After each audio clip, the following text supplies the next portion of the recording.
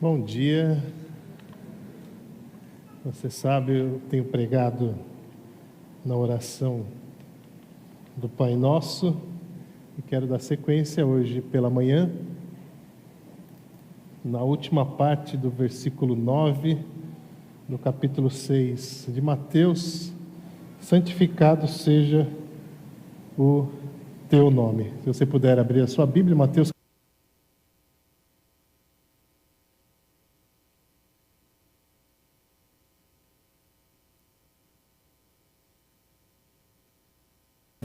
do estado de São Paulo, pastor Walter e o Tatu, momentos muito bons. Tatu deu um testemunho num momento, no outro momento ele pregou lá, falou sobre um tema muito interessante: será que bandido bom é bandido morto? E ele mexeu com a cabeça da turma lá, graças a Deus, foi um momento muito precioso. E nós então trazemos aí o abraço da convenção, a nossa igreja. Elegemos o pastor Nelson Pacheco como nosso presidente para o próximo biênio, e os pastores Adilson Santos como primeiro vice, pastor Marcelo Rosa como segundo vice, e o pastor Emanuel Uchoa como terceiro vice-presidente da nossa convenção. Então, estaremos representados nesses próximos 2 anos por essa diretoria. Que o Senhor os abençoe e dê aos seus corações a direção que eles precisam para nos conduzir aí nesses próximos 2 anos. Mateus capítulo 6, versículo 9, diz assim a palavra de Deus: vocês orem assim: Pai nosso que estás nos céus, santificado seja o teu nome. Quando nós oramos Pai, nós lembramos de quem é Deus e construímos uma identidade com Ele. Quando oramos nosso, entendemos que a figura de cristão sozinhos diante de um Deus, diante de Deus, é estranha. E construímos nossa identidade com os irmãos, nossa visão de comunhão. E quando oramos que estás nos céus, nós compreendemos nossa localização e firmamos a nossa cosmovisão. Mas agora nós oramos: santificado seja o teu nome. Jesus nos ensina que quando oramos santificado seja o teu nome, olhamos para os nossos valores pessoais a partir do maior modelo, que é Deus. Eu sempre penso que nós somos muito influenciados e norteados por modelos. Nós, por exemplo, pastores, nós entramos no ministério pastoral, somos vocacionados ao ministério pastoral, e nós temos as nossas referências, os nossos modelos, aqueles pastores com os quais nós nos identificamos, aqueles pastores que nós entendemos ser pessoas que são realmente modelo de pregação, de vida cristã, de ministério, e nós vamos caminhando, perseguindo esse tipo de horizonte. Isso acontece nas profissões.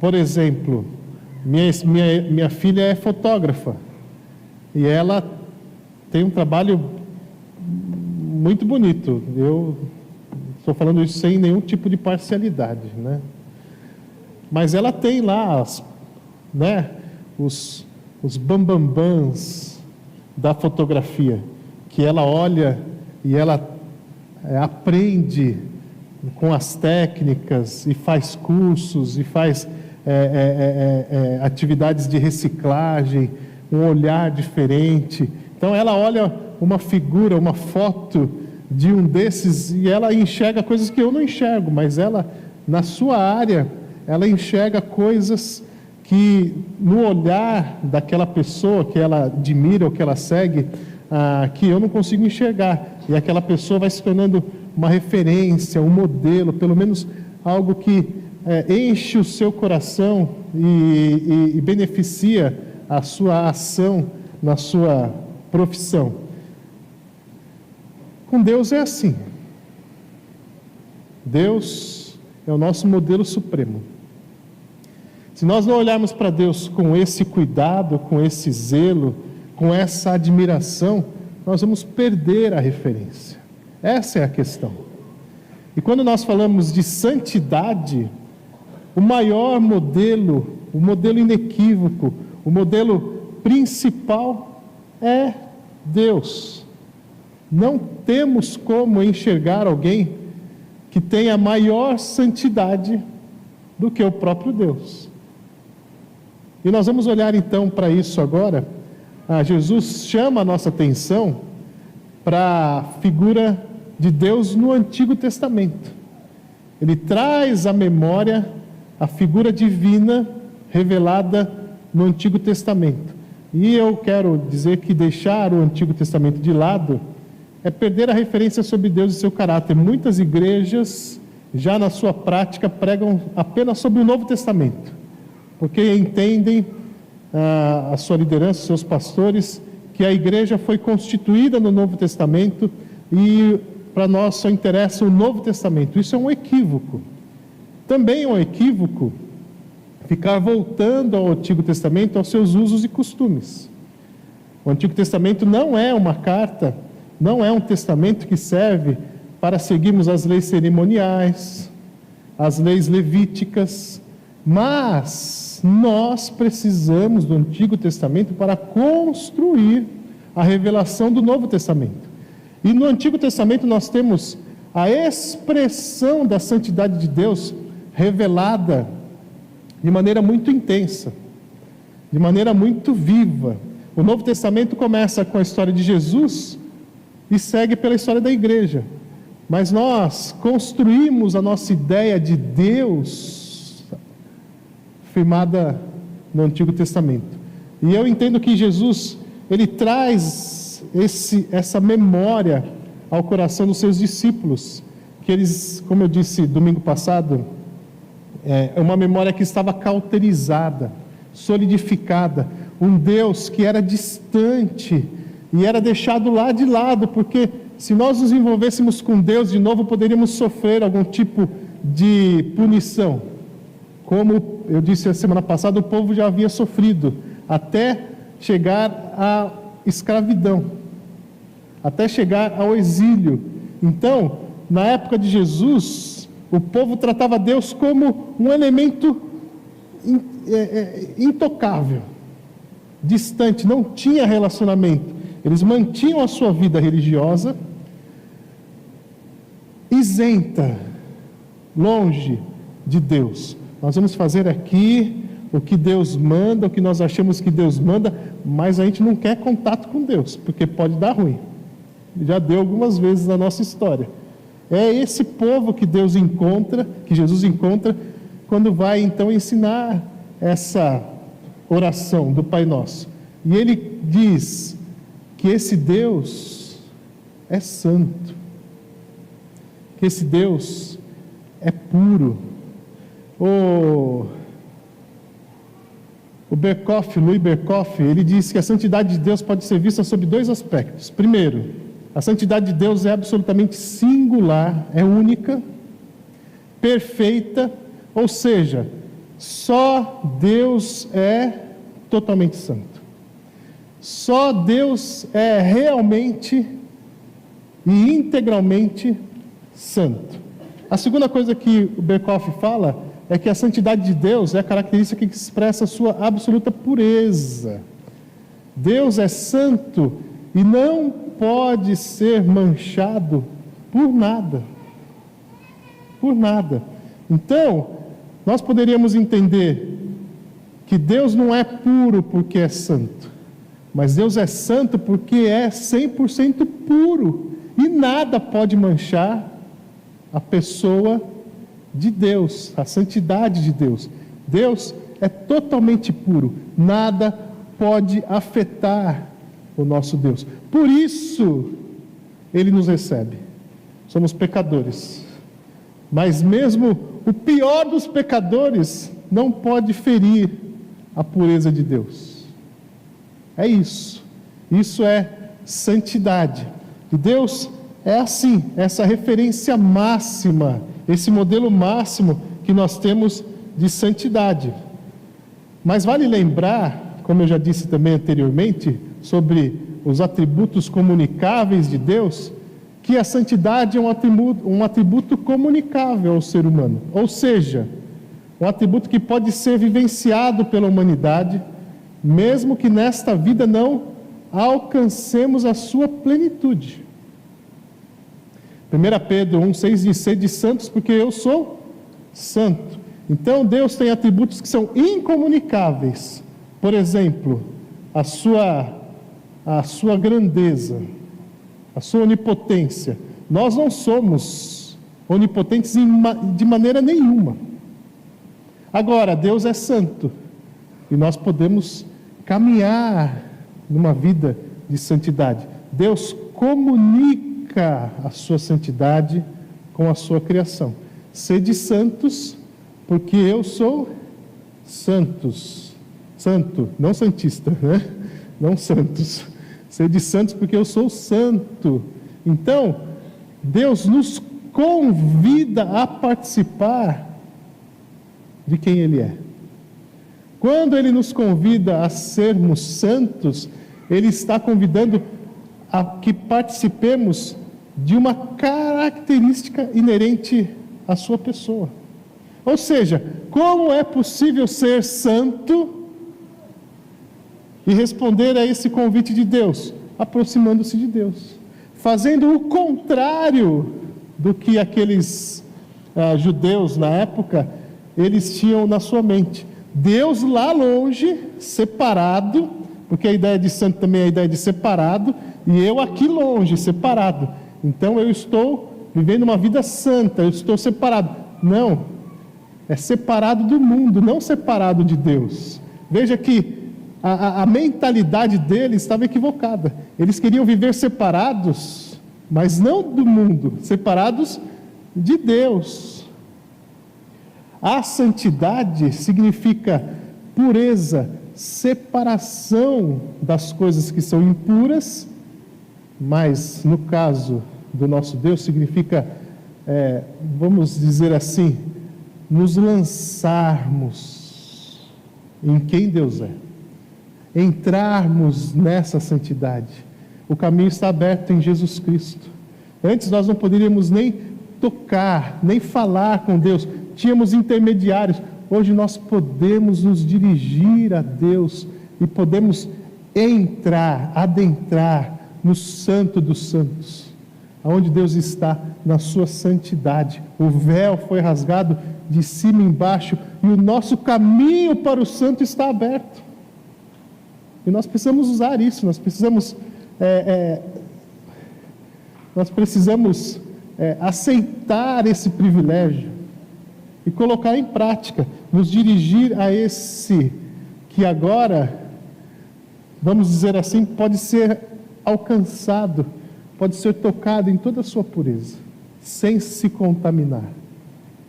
E nós ganhamos com isso, como filhos de Deus, buscando essa santidade, buscando esse relacionamento, buscando essa vida, deixando a impureza desse mundo para trás e buscando essa pureza que agrada a Deus. É nesse convívio com a pessoa de Deus que nós vamos sendo santificados. Não chegaremos à plenitude, mas vamos chegar bem perto quando estivermos no céu, porque no céu não haverá mais impureza para nos contaminar. Estaremos diante do Santo, estaremos vivendo em santidade, mas a plenitude, a referência, a vida de Deus é que nos dá essa santidade, essa possibilidade de vivermos uma vida santa. Então, se no Antigo Testamento a santidade de Deus era expressa por Israel, não passou. Se no Antigo Testamento a santidade de Deus era expressa por Israel, e nós vamos ver isso lá em Ezequiel. No Novo Testamento, é a igreja quem precisa demonstrar essa santidade para o mundo, porque Deus é zeloso por sua santidade. Veja lá em Ezequiel, capítulo 37, versículo 28, que diz o seguinte: então, quando o meu santuário estiver entre eles para sempre, as nações saberão que eu, o Senhor, santifico Israel. Eu, o Senhor, quando o meu santuário estiver presente, ou seja, quando eu me mostrar, quando eu me fizer definitivamente Senhor aqui desta terra, eu vou santificar Israel. Isso que acontecia no Antigo Testamento, agora é tarefa nossa. Agora é tarefa da igreja. 1 Samuel 2,9 diz que nós somos nação santa. E isso é uma questão muito séria para nós. Porque as pessoas não podem olhar para o povo de Deus e encontrar impureza. Se nosso Deus é santo, e nós somos aqueles chamados para ser santos, e nos organizamos como família de Deus, como igreja de Cristo, e somos chamados por Deus de nação santa, isso chama a atenção daqueles que estão lá fora. Se alguém lá de fora olha para alguém aqui da igreja, ou olha para as igrejas e não percebe santidade, pureza, a igreja está errada. Por isso que nós falamos que conversão traz obrigatoriamente mudança de vida. O que eu fazia com o mundo, a favor do mundo, as coisas do mundo, eu não faço mais. Paulo diz: aquele que roubava, não roube mais. Aquele que adulterava, não adultere mais. Aquele que mentia, não minta mais. É claro, nós continuamos pecadores, mas é essa relação com Deus e com a sua igreja que vai construindo em nós essa transformação. O Espírito Santo vai agindo em nossas vidas, na vida daquele que aceitou a Cristo como seu Salvador, vai agindo e vai nos santificando como pessoa e como igreja. Se não for assim, nós estamos aqui perdendo tempo. Perdendo tempo, porque nós não podemos dizer que servimos a um Deus santo sendo impuros, não buscando a santificação. Então essa é a questão.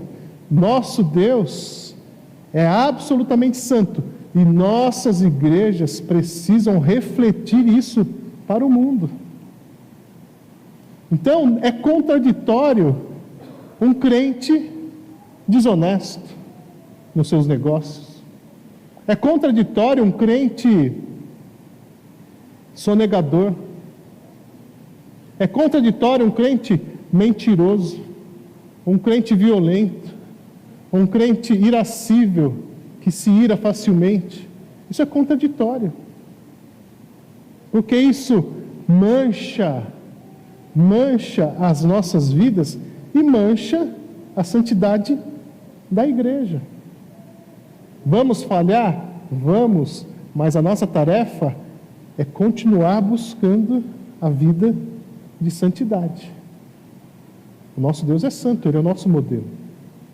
É o modelo para as nossas vidas e é o modelo para a sua igreja.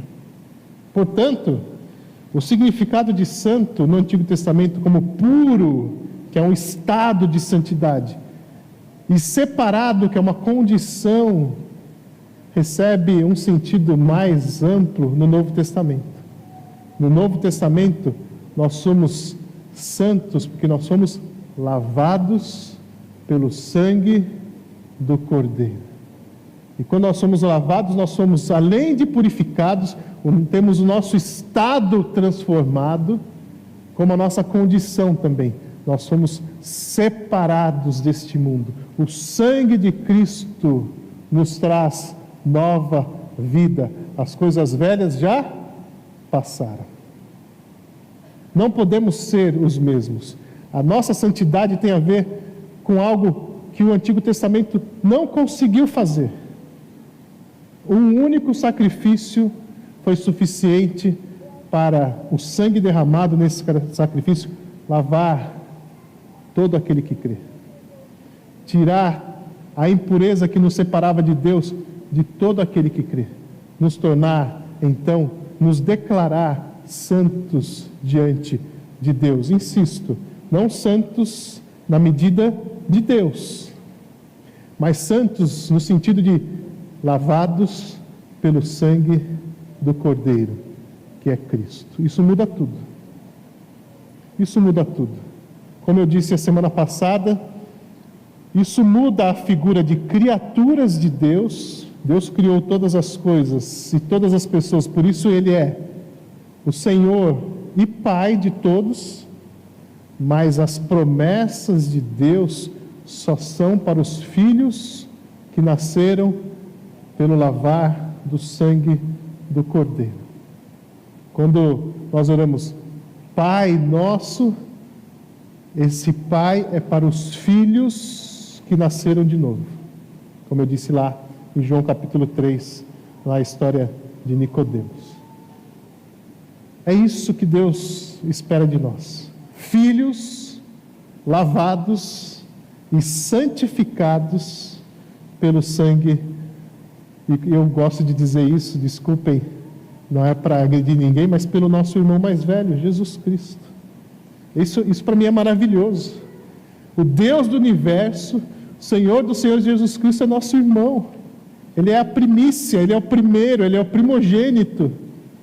Então, lavados pelo sangue de Cristo, nós somos igreja santa do Senhor. Isso é algo que não pode sair das nossas mentes e dos nossos corações. Não temos nada a oferecer, mas quando nos colocamos como vasos de barro, Jesus nos preenche com o que há de mais precioso, a salvação. E então somos declarados separados e puros. Afinal, Jesus quer nos apresentar diante de Deus como igreja gloriosa, sem mancha, nem ruga ou coisa semelhante, mas santa e inculpável. A santidade de Deus deve refletir nesta igreja e nas igrejas de Cristo. Porque é assim que Jesus quer nos apresentar um dia para o seu Pai. Aqui está a minha noiva, a minha igreja, santa e inculpável. É isso que se espera de nós. Segunda coisa é que o texto fala que o nome de Deus deve ser santificado. Por que o nome? Na Bíblia, segundo Wayne Grudem, o nome de uma pessoa é a descrição de seu caráter. Quando oramos, santificado seja o teu nome, oramos para que as pessoas falem sobre Deus de um modo que lhe seja honroso e que reflita com precisão o caráter de Deus, o seu caráter, pois nossas ações refletem o caráter do Criador a quem servimos. Ou seja, o que nós falamos de Deus reflete o que nós pensamos sobre Deus. Porque o nome é precioso. Eu não vou perguntar aqui, não quero saber, quem está com o nome sujo na praça. O seu nome é precioso. Preservar o nosso nome é algo que se exige para que você tenha credibilidade, até na sociedade. O nome de Deus é precioso.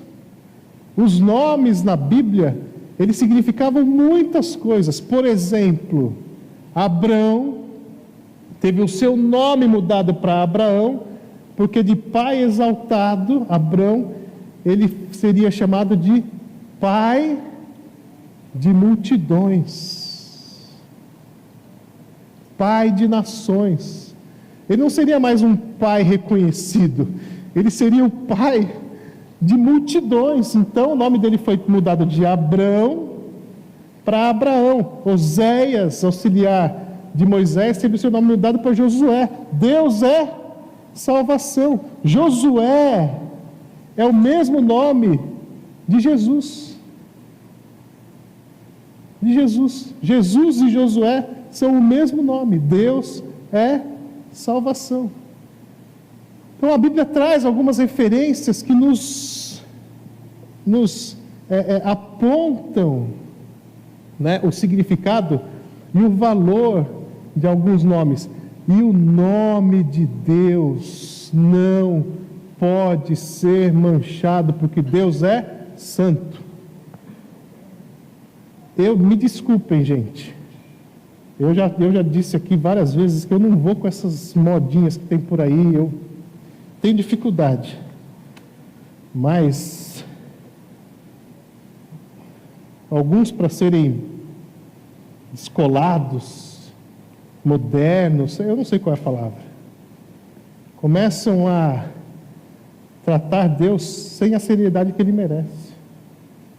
E oram o cara lá de cima, o meu brother, eu não sei, gente, fala isso vai lá no presidente, vai lá conversar com o Lula, fala assim, e aí brother, você vai ver o que vai acontecer com você.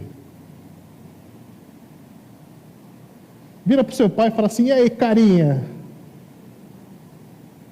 se isso soa mal aqui, você imagina com Deus. Eu me desculpem quem acha que isso é legal, eu acho isso um desrespeito. Se tratam assim Deus, como vão tratar seus professores, seus pais, seus pastores? E nós temos deixado isso acontecer, nós temos deixado o nome de Deus ser pisoteado. Não podemos fazer isso. Para nós, o nome de Deus é santo. Santificado seja o teu nome. É nossa responsabilidade. O descaso pela figura de Deus hoje em dia é total. E aí nós vemos algumas pessoas que são contra o Evangelho, menosprezando a figura de Deus. Mas de onde vocês acham que eles tiram essas coisas? De pessoas, de teólogos mal direcionados e alguns até mal intencionados, eu diria. Porque se nós destruirmos a imagem de Deus, nós podemos caminhar sem santidade. Se você arranhar a imagem de Deus, a impressão que você tem é que você pode andar do jeito que você quiser. Você já percebeu que, graças a Deus nunca passei por isso, mas já vi. Você já viu alguém negar o cigarro para outra pessoa? O mendigo está passando na rua, o cara vem fumando, o mendigo fala assim, tem um cigarro? O cara, tenho. Sabe por que a pessoa não nega? Porque ela quer que o outro seja tão passível de acusação quanto ela. Então, o fato de tornar o outro um fumante faz com que ele não olhe com discriminação para esse aqui que deu. Nós tentamos fazer isso com Deus muitas vezes. Se nós conseguirmos manchar um pouco a figura de Deus, nós vamos poder caminhar mais de boa. Está errado. Está errado. Deus é imanente, ou seja, Ele é presente, Ele está aqui conosco, mas Ele também é totalmente santo. De uma maneira que nós não podemos, já disse aqui, manchar ou ferir. E nós precisamos entender, essa intimidade não nos dá o direito de agir contra Deus, de manchar o nome de Deus. É óbvio que devemos evitar os exageros. Nós precisamos de relacionamento. Se nós considerarmos apenas a santidade de Deus, nós vamos voltar a ser como os judeus. Deixa Deus lá. Não. Nós não podemos exagerar nas nossas conclusões. Mas eu creio que nessa oração Jesus quer fazer um contraste com o terceiro mandamento, que diz: não tomarás o nome do Senhor teu Deus em vão. E Jesus, na minha concepção, está lembrando a sua igreja que o nome de Deus é totalmente santo e não pode ser tomado ou tratado de qualquer maneira. Então, à luz disso que foi falado, primeiro, reconhecendo a santidade de Deus, ficamos muito mais conscientes de nossa própria impureza. Isaías capítulo 6, versículo 3, Isaías capítulo 6, 1 diz que no ano que morreu o rei Uzias, eu vi o Senhor, Isaías contando, e aí eu vi no templo os querubins que tinham 6 asas e voavam, e eles cantavam, versículo 3, Santo, Santo, Santo é o Senhor. Santo, Santo, Santo significa que Deus é santíssimo. É uma expressão hebraica para demonstrar a grandeza da santidade de Deus. É a mesma coisa que eu falar assim: minha esposa é muito, muito, mas muito linda. Vocês concordam, né? Obrigado. Você concorda, Cássio? Ah, concorda? Então, tá bom. É uma expressão de grandeza, é um superlativo, ou um hiperlativo. E essa santidade, ela traz para nós o reconhecimento de quem nós somos. Se nós reconhecemos Deus como esse santo, santo, santo, nós vamos falar como Oséias falou: coitado de mim, ai de mim, sou um homem de lábios impuros e habito em meio a um povo de impuros lábios, e os meus olhos viram o Senhor. Tem que ser assim. Quando a gente se coloca diante de Deus, a gente tem que se inclinar, se prostrar, a gente tem que curvar, chegar o mais próximo do solo que a gente puder. Eu já disse que humildade é isso. Humildade vem da palavra humus, solo, terra. Humildade é curvar-se o mais baixo que você conseguir diante da santidade de Deus. Ele merece todo o nosso respeito. Quando nós entendemos a santidade de Deus, nós nos prostramos. Não tem outra postura cabível nesse momento. Segundo, consciente de minha impureza, busco a Jesus Cristo e a remissão dos pecados por seu sangue. Se eu tenho um Deus santo e eu sou impuro, eu corro para Jesus. Jesus me perdoa. Jesus me limpa. Jesus me restaura. Jesus me renova. É claro que o sacrifício de Cristo, o sangue de Cristo derramado no Calvário, nos lavou uma vez por todas. Mas, como eu disse, nós continuamos pecadores. E quando nós notamos alguma impureza no nosso dia, nós temos que correr para Jesus e falar assim: Jesus, me perdoa. Não vai ser para nossa condenação, porque nós já estamos lavados, limpos, vitoriosos sobre a morte, por Cristo Jesus. Em nome de Cristo Jesus. Veja como o nome é importante. Em nome de Cristo Jesus. Mas quando nós percebemos algum tipo de mancha, nós devemos correr para Jesus e falar: Senhor, restaura, purifica, limpa a minha vida, porque eu não posso caminhar com um Deus santo mantendo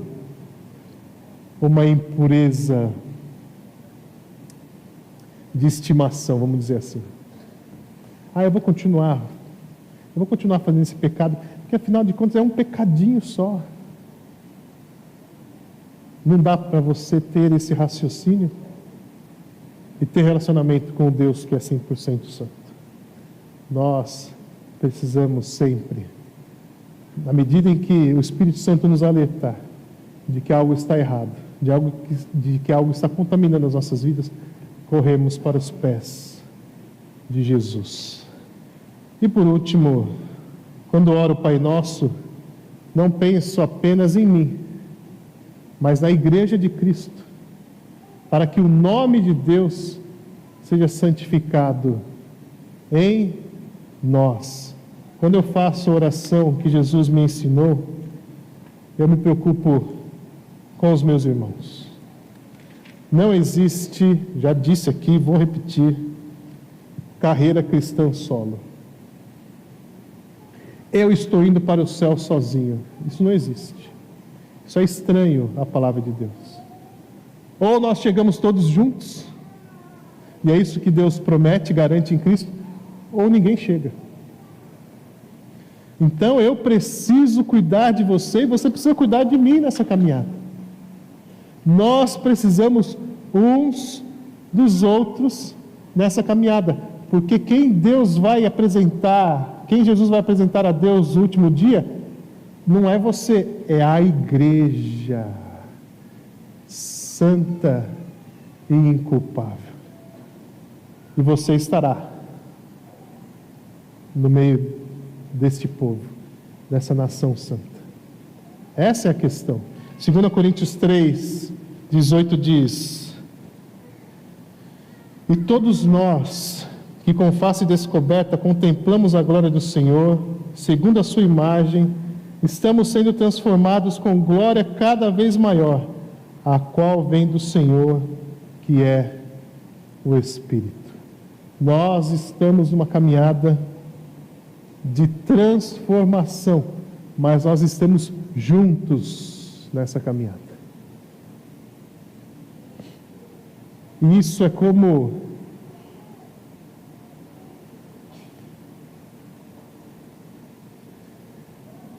uma tina de madeira. Lembram-se daquelas tinas de madeira, aqueles baldes que eram compostos por pedaços de madeira unidos, com cera ou com resina, e aí uma do lado da outra formava uma grande tina. Isso é a igreja. Deus está trabalhando entre nós, enchendo. Se nós temos uma barra daquela de madeira, que ela está 20% mais baixo do que as outras, a tina só vai chegar a 80%, não vai passar de 80%. O que chegar até aquele nível vai transbordar. Se alguém estiver do outro lado com 50% só da sua altura, aquela tina só vai encher 50%. Ou seja, não existe crente melhor que outro. A igreja, ela é preenchida de acordo com quem nós somos juntos. Não adianta você ser um super crente e não cuidar do seu irmão, não olhar para o seu irmão. Mas eu oro 3 horas por dia. Mas você já ligou para o seu irmão para perguntar como ele está?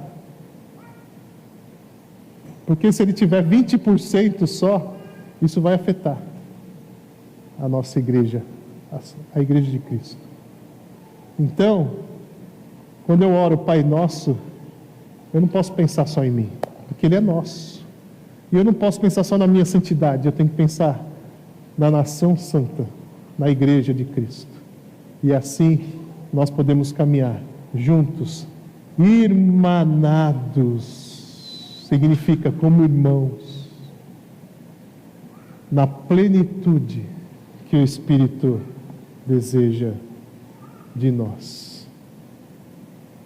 nós, pela oração do Pai Nosso, percebemos o quanto precisamos uns dos outros nessa caminhada. Amém? Pedir para a equipe subir, vamos orar e vamos encerrar nosso culto desta manhã. E à noite ou à tarde estaremos aqui às 18 horas. Pode se colocar em pé, já que já estamos levantando aí.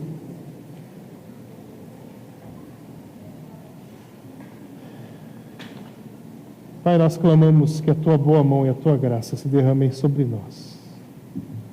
E que esta igreja seja a igreja que o Senhor deseja purificar.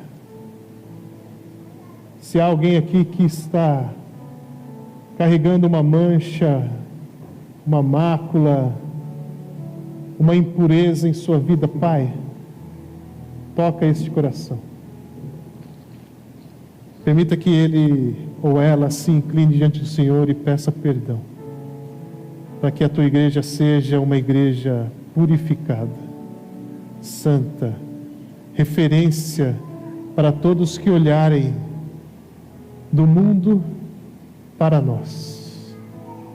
Que sejamos esses que buscam a santidade em cada dia de nossas caminhadas. Nós clamamos em nome de Jesus. Amém. Vamos cantar e depois da música estamos despedidos. Não temos escola bíblica hoje, estamos em férias. Então você vai poder ir para casa mais cedo, mas volte às 18 horas, estaremos juntos aqui.